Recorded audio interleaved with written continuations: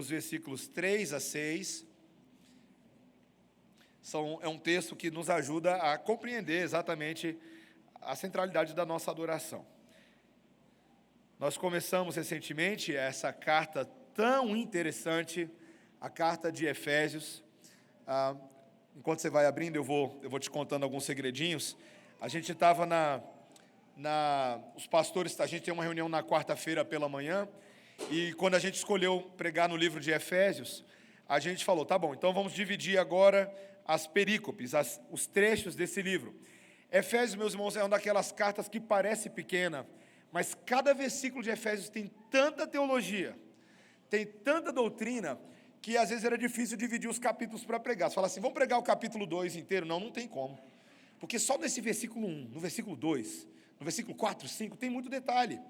Então, Efésios é uma dessas cartas, como Lutero foi um desses que disse que você precisa degustar ela em câmera lenta. Você precisa perceber os detalhes. E apenas para que fique claro, esses versículos 3 a 14 de Efésios tem sido considerado uma das declarações mais resumidoras da essência da fé cristã. No grego, esses versículos 3 a 14, eles são basicamente uma sentença só, uma frase só.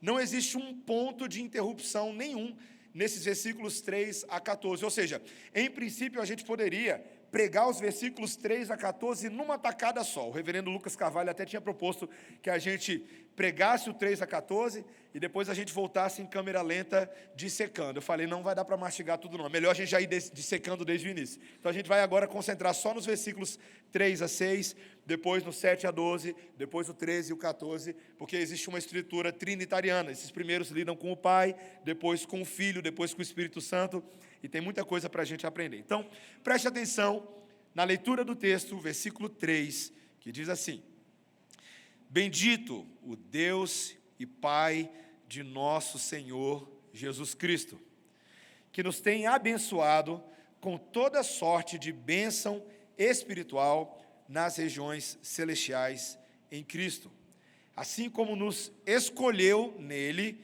antes da fundação do mundo, para sermos santos e irrepreensíveis perante ele, e em amor nos predestinou para ele, para a adoção de filhos, por meio de Jesus Cristo, segundo o beneplácito de sua vontade, para louvor da glória de sua graça, que ele nos concedeu gratuitamente no amado. Amém. Essa é a palavra do Senhor. Abaixe a sua cabeça, vamos orar. Senhor Deus, o Senhor usou o nosso irmão, o apóstolo Paulo, como um apóstolo de Cristo Jesus, pela vontade de Deus, para escrever esta carta, não somente àqueles santos lá em Éfeso, e aqueles fiéis em Cristo, mas a estes também. Pelo Espírito Santo, estas palavras chegam a nós muitos séculos depois, preservadas e incontaminadas, para que a graça de Deus seja estendida a nós, da parte do nosso Deus e do nosso Pai, e do nosso Senhor Jesus Cristo, e do Espírito Santo de Deus. Então, Senhor, que o Espírito que habitou o apóstolo Paulo para inspirar essas palavras, ele também habite em nós nessa noite para desvendar o mistério e o significado e a interpretação de cada uma dessas santas letras, para que conheçamos a Tua vontade e nos alegremos em Ti neste dia do Senhor, que tem sido tão rico para nós, tão edificante, quantas conversas boas, que comunhão abençoadora, Senhor, o quanto nós já temos experimentado da Tua alegria entre nós. Então, continua falando conosco nestes poucos versículos, em nome de Jesus. Amém. Irmãos, identidade é um assunto muito interessante, né? O que é identidade? Se os pais quiserem ajudar os filhos a fazerem um desenho hoje à noite, você pode desenhar a primeira carteira de identidade do seu filho aí. Talvez ele nem tenha, mas você vai ajudar ele a fazer. Ajuda ele a fazer um quadradinho assim, como se fosse um cartão. Põe a fotinho dele, tá? Talvez ele pode escrever o nome dele do lado, a data de nascimento dele, né? Bem bonitinho, aí você pede para ele desenhar, tá bom, crianças? Tenta desenhar sua própria carteira de identidade. Meus irmãos, o que define a nossa identidade. Se eu perguntar, talvez você poderia falar, pô, minha identidade são essas informações que constam ali no meu RG, né? O local onde eu nasci, a data de nascimento, né? Cidade de origem, aquela foto feia, que todo mundo tem foto feia na identidade, né? Então, raríssimas pessoas têm alguma foto aceitável na identidade, né? Mas, de alguma maneira, isso faz parte da nossa identidade. Essa não é a nossa identidade como um todo.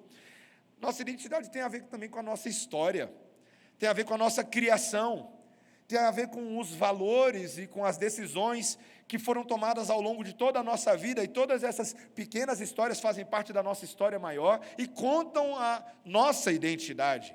Aonde está o nosso coração, nossas prioridades, quais foram os investimentos que fizemos ao longo da nossa vida, aonde nós investimos nosso tempo, nosso suor. Tudo isso faz parte da nossa identidade. Mas, meus irmãos, a verdade é que existe hoje uma grande crise de identidade no nosso mundo, e para não ficar falando fora da nossa seara, eu gostaria de dizer que existe uma crise de identidade entre os cristãos. Num mundo com muitas vozes, com muitas influências, muitos cristãos têm se perdido em meio à tentativa de encontrar a sua própria identidade. É estranho ver crente tendo crise de identidade quando diz respeito à sua própria identidade no Senhor. E essa confusão doutrinária, essa confusão tem levado as pessoas a recorrerem a mestres, a ideias, a filosofias, segundo as suas próprias cobiças, e não segundo a verdade do Senhor para a vida da sua igreja e para a nossa identidade como povo de Deus. O presbítero Charles mandou um aviso ontem no grupo oficial lá, e ele gosta de usar a palavra povo de Deus. E tem gente que não entende o que significa ser povo de Deus. Qual é a nossa identidade? Qual é a natureza da igreja? E essa pergunta, ela ocupou a preocupação do apóstolo Paulo em relação à igreja de Éfeso. Meus irmãos, essa igreja é uma igreja que surge numa das viagens missionárias, quando ele está voltando para a sua terra de Jerusalém. Ele tem a oportunidade de plantar essa igreja. Nós já estudamos o livro de Atos, principalmente ali no capítulo 9 de Atos, surge a igreja de Éfeso para a gente. Uma igreja que ocupava seu espaço numa cidade muito importante no Império Romano. Afinal de contas, Éfeso era a capital da província romana, na Ásia Menor. Uma cidade, se a gente pensasse talvez em cidades grandes hoje, como São Paulo, ou Nova York, ou Paris, Éfeso teria essa grandeza. Havia comércio, havia culturalidade e interculturalidade, e havia grandes marcos do mundo antigo, como, por exemplo, o templo da deusa Diana, Artemis. O reverendo Silvio Biso fez um sermão nesse capítulo, explicando, inclusive, que havia todo um comércio que girava em torno da vida religiosa de Diana. Era considerada uma das 7 grandezas do mundo antigo, o templo dela.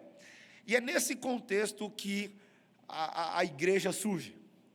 A igreja que foi ali plantada pelo anúncio do Evangelho, na cidade que era chamada a cidade que nutre a deusa Diana, e a deusa Diana que abençoa essa cidade, que se devota a ela, que se entrega a ela. É nessa cidade onde surge uma igreja que precisa entender a sua identidade. Nenhum deles tinha berço cristão. Todos eles eram gentios e pagãos que se converteram já como adultos, ou pelo menos a sua esmagadora maioria. E tentar definir uma nova identidade no meio de outras identidades sociais já muito bem estabelecidas. Por exemplo, quando Paulo escreve a sua epístola aos Coríntios, um dos desafios é que aqueles novos convertidos, mesmo convertidos, ainda possuíam uma vida social, uma vida familiar, onde os seus parentes não convertidos ainda adoravam falsos deuses nos templos dos deuses gregos. E eles tinham uma dúvida: o que a gente faz agora? A gente mantém comunhão com eles? Se eles convidarem a gente para ir na casa deles, comer alguma coisa na mesa deles, a participar de alguma festividade, a essas antigas divindades, será que a gente deveria ir lá? Esse é o problema quando você está tentando descobrir a sua nova identidade. E não era diferente com a igreja de Éfeso. Vai ficar evidente ao longo de toda essa carta que Paulo ia precisar tratar de várias doutrinas. Ele precisaria esclarecer o pensamento dessa igreja e ajudá-los a entender o que significa pensar pela ótica do reino. E para começar a colocar as coisas na sua devida caixinha, para entender quem a gente é, para entender qual é a nossa identidade, nós precisamos começar a partir da identidade do que Deus está fazendo em nós. Fé, meus irmãos, é olhar o invisível. É olhar que no meio da nossa identidade humana, social, cultural, acadêmica, urbana, como igreja, Deus está trabalhando por trás das cortinas desse mundo, com toda a sua soberania, com toda a sua providência, para fazer para si uma igreja, um povo bendito. Então, a nossa identidade, para a gente entender o que a gente tem que fazer nesse mundo, não começa na perspectiva das nossas ações sociais. Começa olhando pela fé para Deus. Entender o seu plano bendito para cada um de nós e para todos nós. E aí, então, entender a nossa identidade nesse mundo. Eu quero fazer essa pergunta para você, eu quero começar e terminar o meu sermão com essa pergunta. Você entende qual é a sua identidade em Cristo nessa noite? Se alguém perguntar para você, por que você é um cristão? Você seria capaz de dar a resposta correta? Ou a sua resposta começaria com, eu sou cristão porque eu vou à igreja? Se você começar com essa resposta assim, você já está respondendo errado. Por que você é cristão? Vou fazer uma pergunta mais provocadora, porque eu vou tentar responder ela. Você é cristão porque você escolheu ser cristão? Ou porque Deus escolheu isso por você? Você entende isso? Paulo vai começar com essa definição de identidade. Então, meus irmãos, esse é o movimento do texto. Tirar o olho das nossas ações, colocar o nosso olho em Deus. E a primeira coisa que ele diz no versículo 3 é que Deus é bendito. Viu aí, versículo 3? Olhe comigo, deixe o seu texto aberto, porque aqui vai ser uma exposição detalhada dos elementos desse texto. Bendito o Deus e Pai de nosso Senhor Jesus Cristo. Essa era uma saudação epistolária típica nas cartas. A gente viu no primeiro sermão que Paulo primeiro se apresenta como apóstolo, a gente viu no versículo 1, Paulo, apóstolo de Cristo Jesus, ele era um emissário, um representante de Cristo por vontade de Deus. Então, na primeira maneira de se apresentar, Paulo já havia dito que ele era um emissário, um carregador de uma mensagem, não em nome de si mesmo, mas em nome daquele que se revelou a ele e o convocou no meio da sua perdição. Você tem que voltar no tempo, você tem que lembrar que lá no caminho para Damasco, Paulo estava vivendo a vidinha dele, perseguindo a igreja, mas Deus se revela a Paulo. E toda a visão de mundo de Paulo agora deixa de ser uma visão apenas humana e passa a ser uma visão pela perspectiva de Deus. Então Paulo se apresenta assim e agora ele quer dizer para a igreja que a vida da igreja é assim também. Bendito o Deus e Pai de nosso Senhor Jesus Cristo. Ele é bendito. O nome dele é exaltado. E eu quero dizer para vocês que tudo começa, Paulo está dizendo, na pessoa do Pai. A teologia de Paulo é uma teologia trinitariana, e ele sabe que dentro dessa organização interna da Trindade, dessa economia interna, as coisas começam no Pai. Por que o Pai é bendito? Ele vai deixar claro nesse versículo que pertence ao Pai a ação de nos abençoar com toda sorte de bênção espiritual nas regiões celestiais em Cristo. Dentro da Trindade, Pai, Filho e Espírito Santo são três pessoas divinas, todas elas igualmente Deus, elas partilham da mesma substância divina, elas partilham da mesma divindade, mas cada uma delas tem uma função. E a função do Pai é ser o direcionador dos planejamentos, dos planos de Deus para a sua criação. Meus irmãos, como é importante a gente ter uma doutrina boa sobre Trindade. Há muitos anos atrás, um amigo meu um amigo de igreja, foi o responsável por abrir os meus olhos pela primeira vez de que esse negócio de Trindade é importante. Eu preciso entender, se eu quero entender minha identidade pessoal, será que eu entendo a identidade de Deus? Se você tivesse que explicar, se a pergunta fosse diferente, não qual é a sua identidade, mas quem é Deus? Você seria capaz de explicar que Deus é trinitário? Muitas pessoas, quando vão falar sobre Deus hoje em dia, usam um jargão evangélico, Deus é maravilhoso, Deus ninguém explica. Já ouviu essa antes? Já? Parece tão sincero, não é tão bom. Deus é bom demais. Não, meus irmãos, Deus explica sim. Ele se explica. E se Ele se explica, você tem que explicar Ele para outras pessoas. Naquilo que Ele se revelou a nós, naquilo que Ele fornece de si mesmo, para que nós saibamos exatamente quem Ele é, você tem que saber quem Deus é. Você tem que saber. Então Deus é o Pai, Deus é o Filho e Deus é o Espírito. E quem é o Pai? O Pai é aquele que nos tem abençoado com toda sorte de bênção espiritual nas regiões celestiais em Cristo. É assim que Paulo está apresentando o Pai para a gente. Agora, o que isso significa? Meus irmãos, quando a gente diz que Deus nos tem abençoado, a ideia de bênção, que é uma ideia muito presente na Bíblia e na cultura hebraica, bênção é o favor da parte desse que é maior do que nós para nós. Ele nos favorece. E o texto diz que Ele nos tem abençoado com toda sorte de bênção espiritual nas regiões celestiais. Que bênçãos são essas?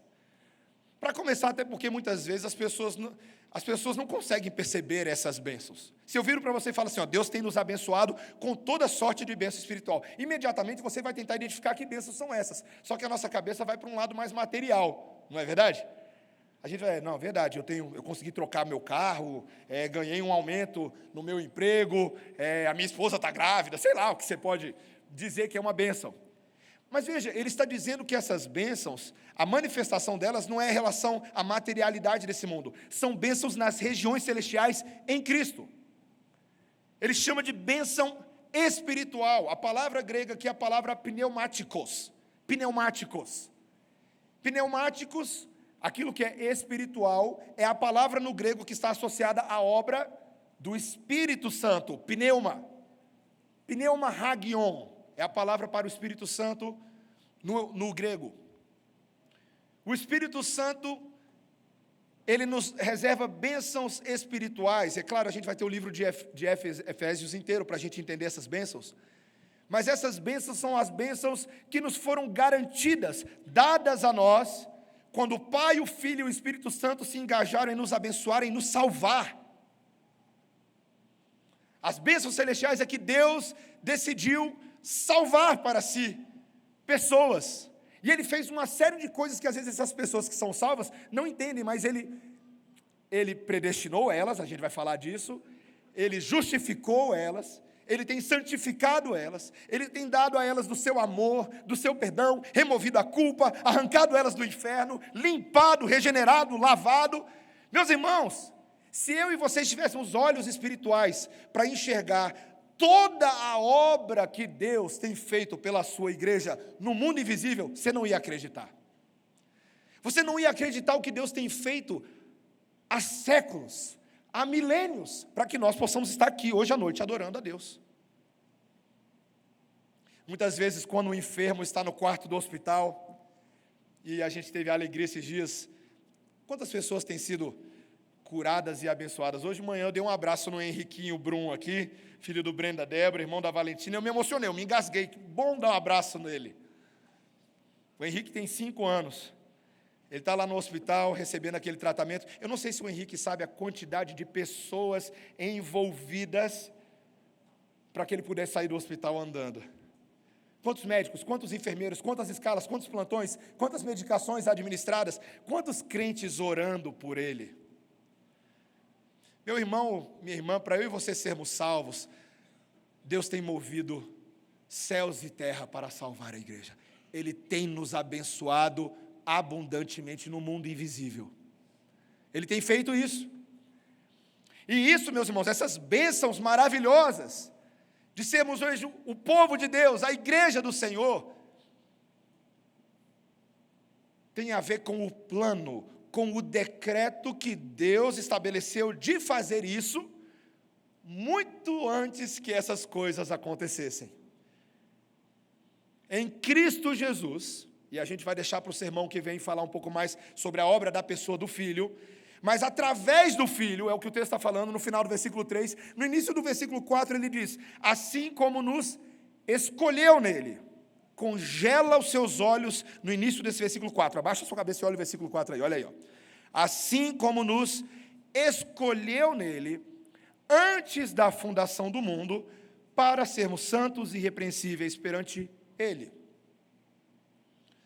As bênçãos de Deus nos são dadas agora, as bênçãos da salvação, porque o Pai, o orientador dos decretos, ele tomou a atitude de nos escolher nele antes da fundação do mundo. Algumas traduções, talvez dependendo do que você está usando aí, está, ele nos elegeu nele, de onde a gente extrai a doutrina da eleição.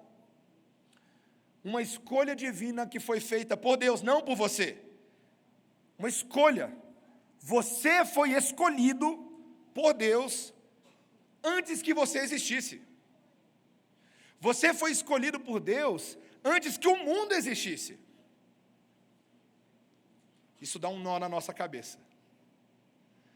Porque aqui o apóstolo Paulo se atreve a nos levar naquela compreensão de tempo que a gente tem e a compreensão de tempo que a gente não tem, aquilo que diz respeito à eternidade.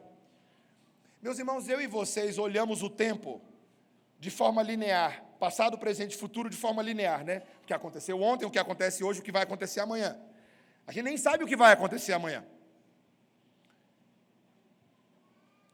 Eu me constranjo, eu me percebo como velho quando eu converso com algumas das crianças, algumas aqui que nasceram em 2015, 2020, eu falo, eu sou velho demais.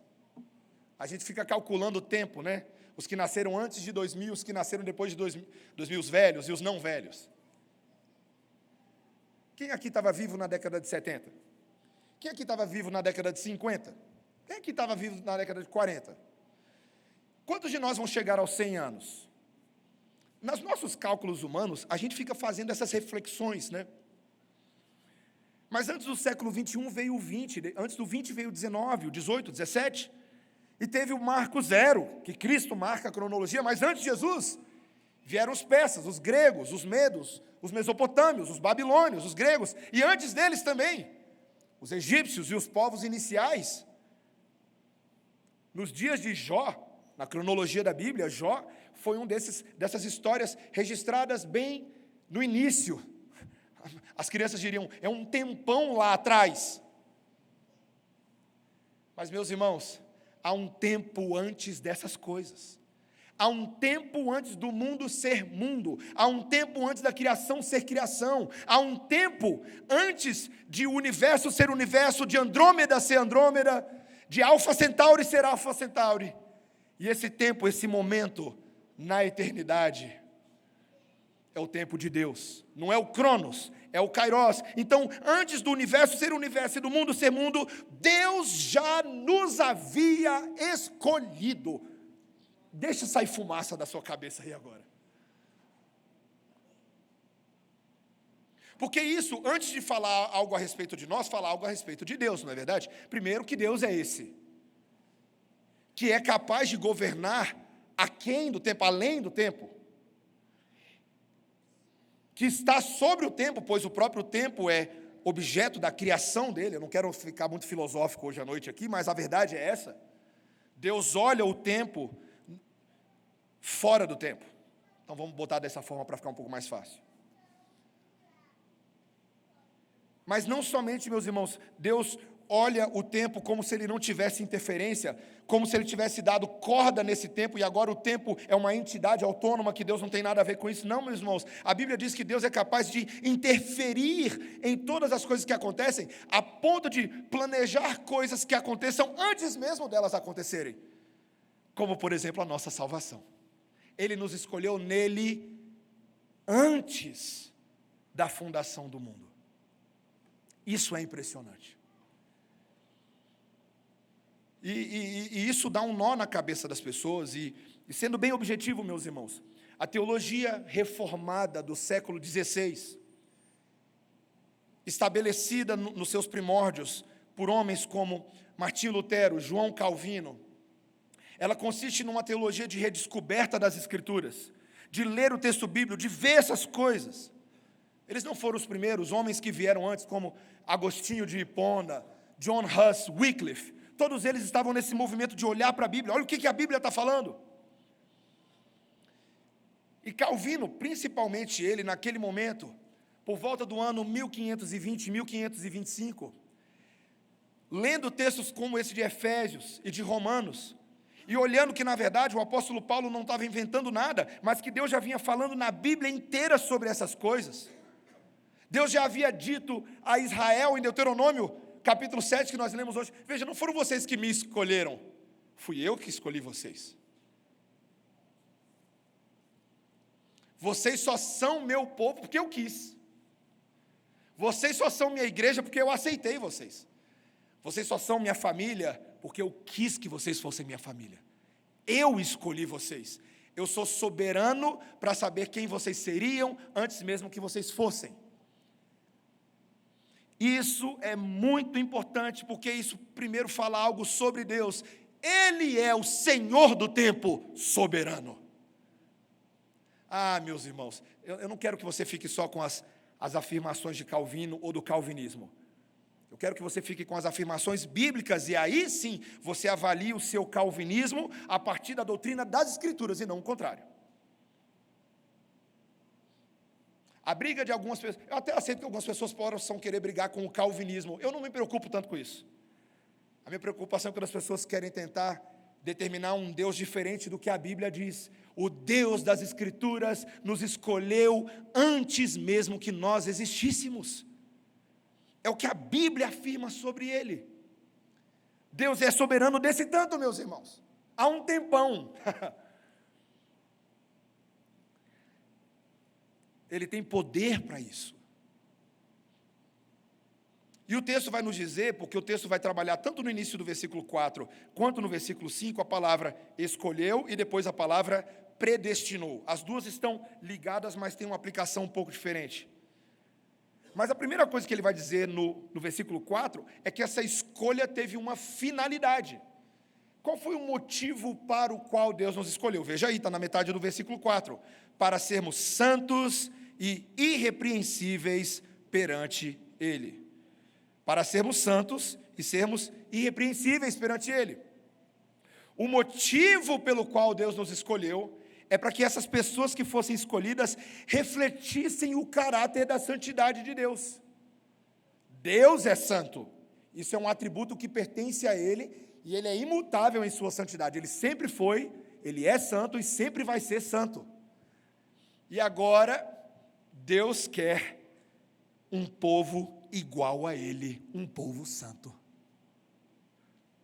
Ah, pastor, mas por que Deus quis isso? Primeira resposta é porque Ele pode. Segunda resposta é porque Ele quer. Meus irmãos, algumas respostas na Bíblia, se você ficar filosofando demais, você vai fugir daquilo que está escancarado diante dos seus olhos. Ah, por quê? Porque sim, ué. Vamos começar com essa. Porque Ele quis, e sendo Deus, tendo poder sobre toda a criação, o que Ele quer fazer, Ele faz. Agindo Deus, quem impedirá? Ele quis criar para si um povo santo. O apóstolo Paulo, lá em Romanos 9, quando ele levanta aqueles objetores fictícios que ficam tentando discutir essas doutrinas complexas, o apóstolo Paulo, basicamente, lá em Romanos capítulo 9, quando ele vai dando resposta, ele fala assim, ó, abaixa a bola um pouco, porque você não está questionando Deus em posição de igualdade, como se eu, a partir das minhas questões filosóficas, fosse determinar o que eu aceito ou não. Deus é Deus, e Ele quis fazer para si um povo santo, e essa santidade reflete a pureza moral, a pureza espiritual de Deus. Ele quis criar para si e olhar para esse povo e falar assim, eu sou Deus e eu me espelho, eu me vejo nesse povo. Ele usa também a palavra irrepreensíveis. Irrepreensíveis tem a ver com a ideia não só de santidade, mas de pessoas que estão sendo consertadas, estão sendo libertas de uma condição ruim, transgressora, rebelde, estão sendo refeitas, estão andando de maneira irrepreensível.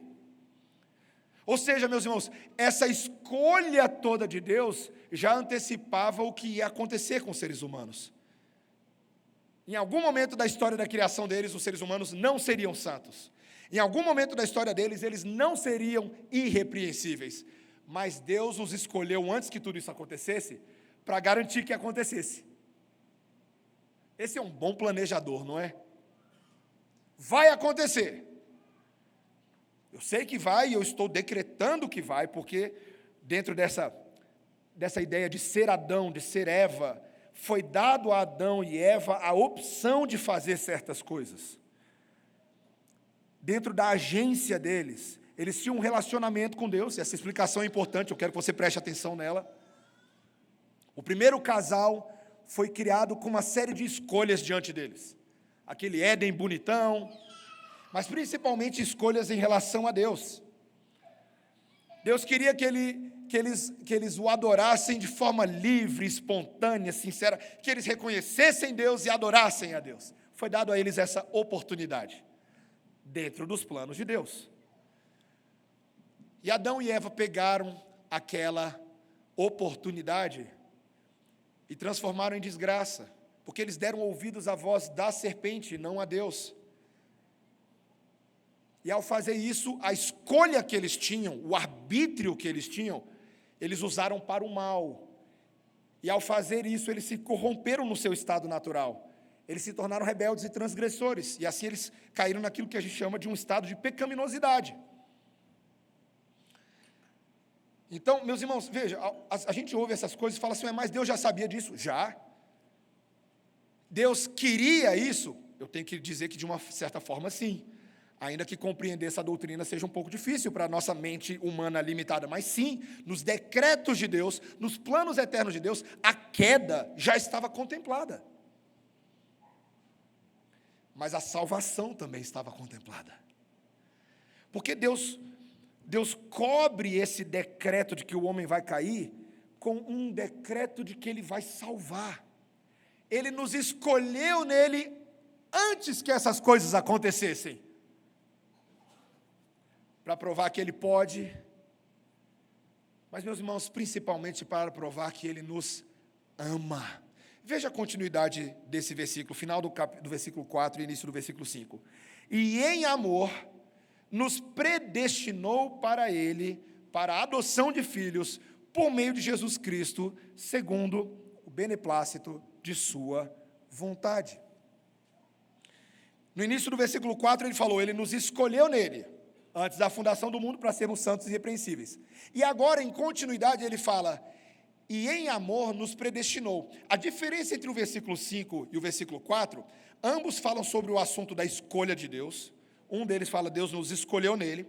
O outro, ele fala, Deus nos predestinou nele. Predestinou, a palavra, ela é o que ela significa. O destino foi definido antes, ok? A destinação, o propósito foi definido antes. Deus nos predestinou, não foi Calvino que inventou isso, ok, igreja? Não foi Calvino que inventou isso. Não vou expor ele, mas o amigo meu que me discipulou, me ajudou a entender as doutrinas da graça e me transformou num cara reformado, está aqui hoje à noite, é meu amigão. E quando ele decidiu fazer um discipulado com a nossa antiga banda,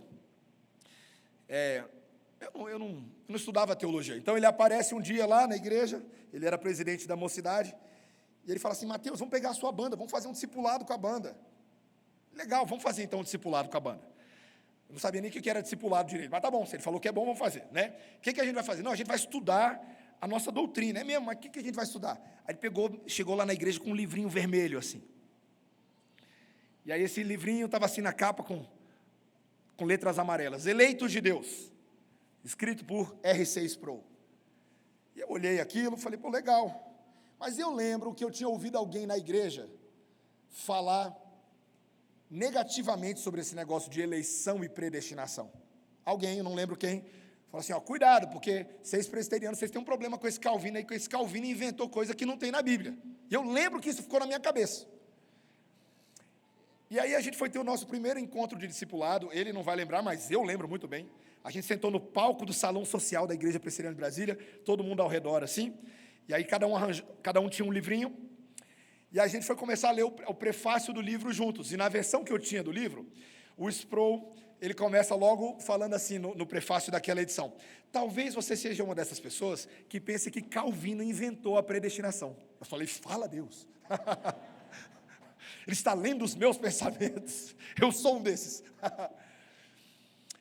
E aí o Sproul, parafraseando ele, uma das coisas que ele fala nesse prefácio, ele fala assim, de fato, a predestinação foi inventada, mas não por Calvino, e sim por Deus. E aí o primeiro versículo que ele aponta é Efésios capítulo 1, versículo 5. Deus, Ele nos predestinou. E o Sproul, logo no início do livro, não sei se esse meu amigo vai lembrar, uma das coisas que ele explica é que essa predestinação de Deus, de fato aconteceu. Deus nos escolheu, não com base em nós, não com base em qualquer coisa em nós que Deus viu antes e falou, não, ele vai ser uma boa pessoa, então eu vou escolher ele. Não, meus irmãos, não foi assim não. Deus nos escolheu à revelia da nossa condição. Pense só, meus irmãos. E aqui eu estou parafraseando o Sproul. Ele explica muito bem o seguinte: muitas pessoas acham que essa escolha de Deus é que, como Ele sabe o passado, o presente e o futuro, Ele sabe todas as coisas, Ele pegou os melhores que tinham, e Ele falou assim, então, aquele ali vai se sair bem, então eu vou escolher eles. Meus irmãos, se a escolha fosse assim, não seria predestinação. Seria só confirmação de uma coisa que já existe. Vocês concordam comigo? Mas a verdade é que a condição de todos os pecadores, filhos de Adão, era terrível. Ninguém se salvaria. Todos estavam mortos nos seus delitos e pecados. A gente vai ver isso nos próximos sermões. Então, na verdade, meus irmãos, essa predestinação não é porque uns são melhores e outros são piores, então Deus está sendo justo com alguns e injusto com outros. Não. Qualquer um que Deus escolhesse nessa massa contaminada de pecadores, não seria um ato de justiça, seria um ato de misericórdia. Qualquer um. E é por isso que o Sproul lá e Paulo aqui falam, tem um adjetivo aí que faz toda a diferença no final do versículo 4, qual que é aí? E em, o que está escrito? Final do versículo 4? E em amor. A predestinação de Deus foi feita em amor.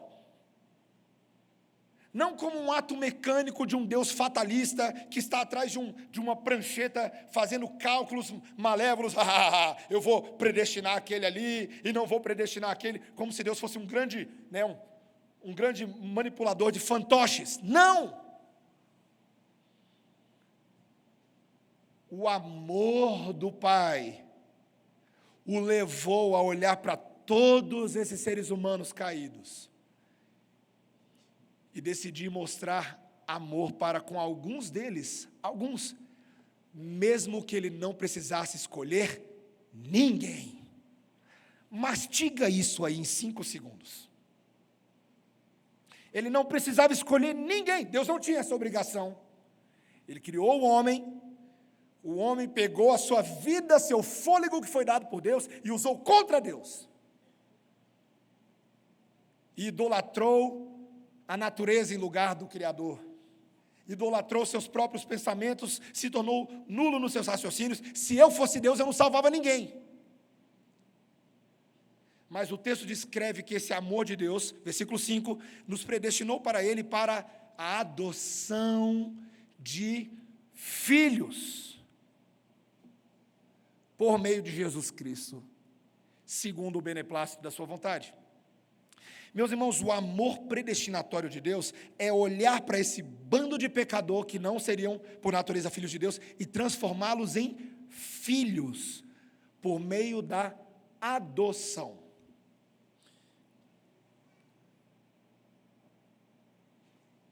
O melhor exemplo que eu posso tirar, o melhor de todos, pelo menos para mim é o melhor. Quando eu ouvi o pastor Ligon Duncan dando esse exemplo, eu falei, eu vou carregar esse exemplo para o resto da minha vida. Imagina um orfanato, meus irmãos. Um orfanato com 200 crianças. E um homem, um pai, toma a decisão de entrar nesse orfanato e adotar filhos para si. Quando esse adulto entra nesse orfanato e vê todas essas crianças, ele vê que a condição de todas elas é precária, todas elas são órfãs, todas elas têm uma vida sofrida. E é claro que a analogia aqui não é perfeita, mas vamos supor que nesse meu exemplo hipotético, de alguma maneira, todas essas crianças merecessem estar lá, porque de alguma maneira elas foram culpadas pela própria condição dela. É claro, meus irmãos, não é assim que as coisas funcionam, não dessa forma, mas nesse meu caso espiritual seria assim. De alguma maneira essas crianças elas mesmas se colocaram lá. Então seria muito mais parecido com a história que a gente vê de alguns presídios infantis e coisas do tipo. Mas esse homem entra no orfanato e ele decide adotar filhos. Quem é que pode determinar quantos filhos ou quem ele vai adotar? É o orfanato? São as crianças? São as crianças que têm poder de dizer, me adota? Na verdade, não. Essa decisão pertence àquele que tomou a decisão de adotar. Vocês concordam comigo? A grande pergunta é, se esse homem entra no orfanato para adotar essas crianças difíceis, complicadas, talvez até criminosas, a gente poderia colocar nesse exemplo, esse homem ele tem a obrigação de adotar todas as 200 crianças? Você conhece a história de alguém que entrou no orfanato e adotou todas as crianças do orfanato? No mundo real as coisas não são assim. E nada também nos faz pensar que Deus seria obrigado a salvar universalmente todas as pessoas. A Bíblia é clara, Deus não tem essa obrigação. Mas o fato de que ele mesmo assim quis adotar, como esse homem, vamos supor que ele tivesse adotado ali 1, 2, 5, 10, 20, 50, 100, não importa. Cada uma e qualquer uma delas foi adotada puramente por amor. Amor. Nem sempre a escolha de quem adota é aquela seleção, né? Pega os mais bonitinhos, mais cheirosinhos, mais inteligentes. Não. Muitas vezes quem adota, adota por amor, porque ama. Fala, eu quero aquela ali, e eu quero aquela ali, eu quero aquela ali. Meu irmão, minha irmã, vai doer agora, tá? Bota o cinto aí, ó. Bota o cinto. Uma parte dos irmãos aqui da igreja viraram presbiterianos, e até hoje, talvez até de forma legítima, outros não tanto, no seu coração eles são meio brigões, e falam assim, eu estou aqui na igreja presbiteriana, mas vocês presbiterianos acreditam nesse negócio de predestinação? Mas eu não aceito isso não, tá? Eu não aceito isso não. Eu sei muito bem que fui eu que escolhi a Deus no meu livre-arbítrio. Então deixa eu falar um negócio para você que ainda pensa assim. Quem você pensa que você é para dizer que você tem algum mérito de ter sido adotado por Deus e estar aqui hoje à noite por alguma coisa que você tenha feito? Meus irmãos, se Deus não tivesse predestinado cada um de nós no seu Filho, nós estaríamos no inferno.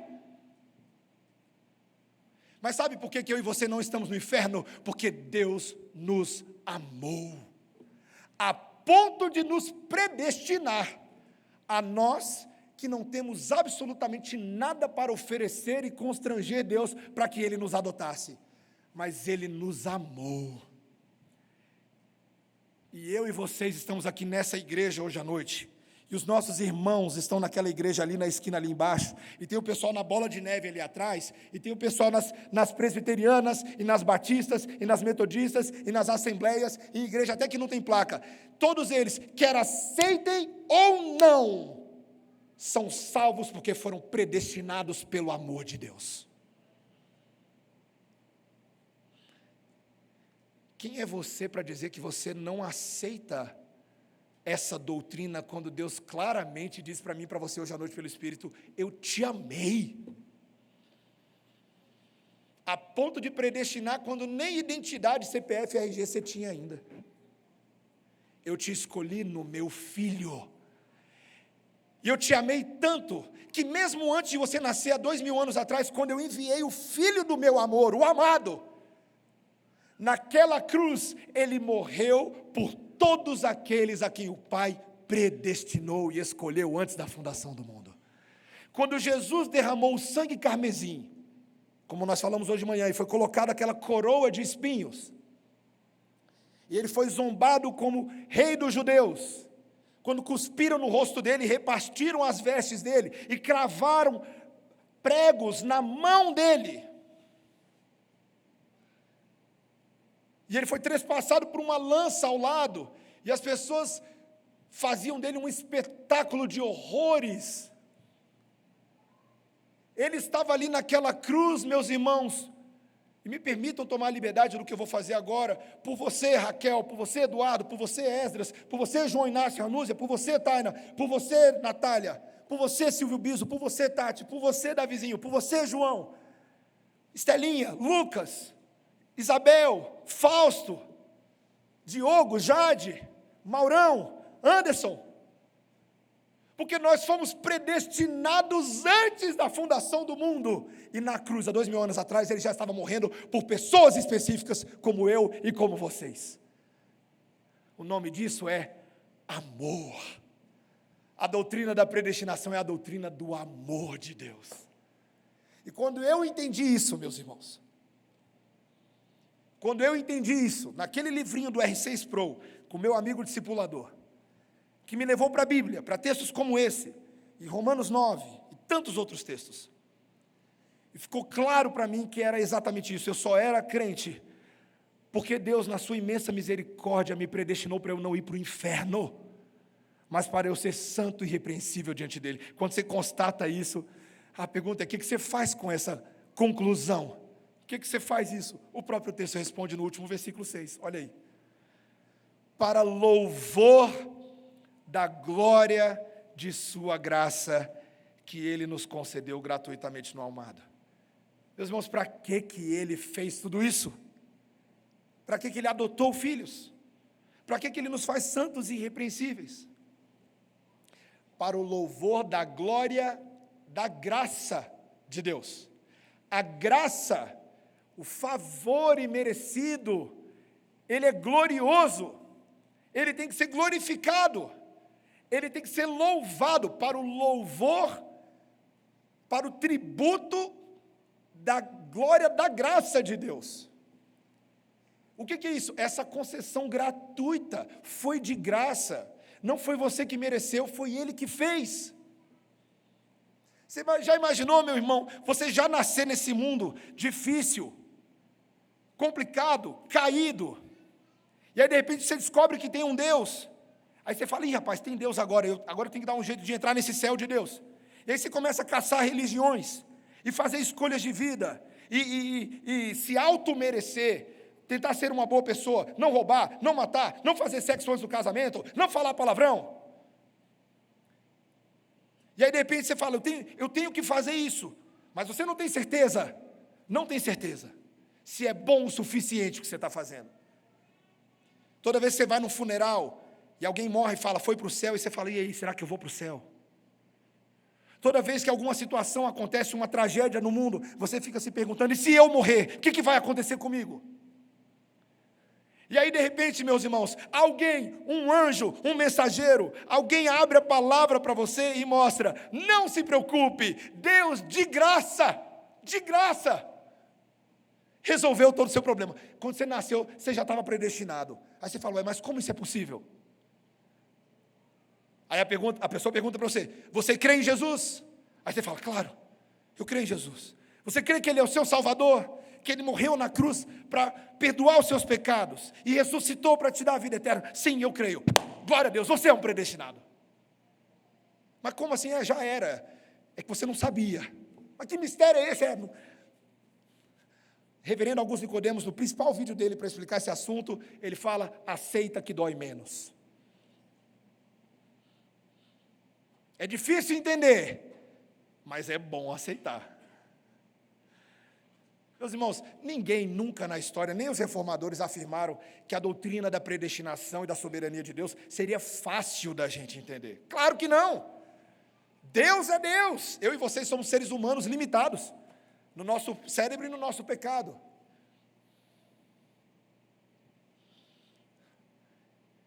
Mas mesmo que eu esteja num leito de hospital, viu, Henrique? E eu não entenda tudo o que acontece por trás dos bastidores. Quanto tempo o médico teve que estudar para ser médico, quanto tempo o enfermeiro teve que estudar para ser enfermeiro, qual a tecnologia por trás dos remédios, como funciona aqueles equipamentos que a gente nem sabe o nome. Mesmo que eu não entenda tudo, como é bom receber o remédio da cura, não é? Como é bom poder entrar no hospital e sair do hospital e falar: Deus seja louvado, que aconteceu um monte de coisa aí, eu estou aqui de pé. Meus irmãos, a predestinação é mais ou menos assim. Eu e vocês jamais vamos entender todos os meandros e mistérios por trás disso, e não tem problema, porque é muito bom receber o produto final dela. E a minha pergunta para você hoje à noite é: você crê em Jesus? Você crê que Ele morreu por você? Você crê que Ele ressuscitou dos mortos e Ele é o Senhor dos céus e da terra? Você recebe no seu coração a oferta do amor, sabendo que você não merecia, mas que mesmo assim essa oferta te alcançou, até mesmo hoje à noite aqui nessa igreja, mesmo que você chegou aqui sem nem saber como. Você entende essas coisas? E eu quero afirmar para você: se em seu coração você crê que Jesus Cristo ressuscitou dos mortos, e se com seus lábios você proclama que de fato Ele é Senhor, você é um salvo e você é um predestinado. E isso basta. Se alguém perguntar para você qual é a sua identidade, a minha e a sua resposta deveria ser assim: deixa eu te contar o que Deus o Pai tem feito por mim. Deixa eu te contar o que Deus o Filho tem feito por mim. Deixa eu te contar o que Deus o Espírito tem feito por mim. Ele me elegeu desde antes da fundação do mundo. Ele enviou o seu Filho para morrer pelos meus pecados, e Ele me ressuscitou dos mortos em Cristo Jesus. E Ele voltará para me buscar. Na próxima vez que alguém no supermercado, no banco, por qualquer motivo falar assim: me dá a sua identidade para a gente fazer aqui, dá essa identidade. Abre a sua boca e dá essa evangelização. Experimenta. Ok. Talvez você vai achar que você é maluco e outros vão achar que você é maluco também. Mas é verdade, não é? Qual é a sua identidade, crente? O que você está fazendo aqui na igreja hoje à noite? Eu já terminei meu sermão, mas eu quero que você mastigue isso. O que você veio fazer aqui hoje? Eu espero que você perceba com os olhos da fé que enxergam o invisível, que existe um Deus que existe antes da fundação do mundo, que elegeu você e trouxe você hoje à noite aqui. E deseja que eu e você não saiamos daqui sem compreender essas coisas. Que o Espírito Santo de Deus abra o meu e o seu entendimento hoje à noite. Que você aceite a doutrina da predestinação, porque é muito bom ser amado por Jesus. É muito bom. É muito bom saber que você não fez nada para merecer, e mesmo assim você faz parte da família dos adotados por Deus. É muito bom.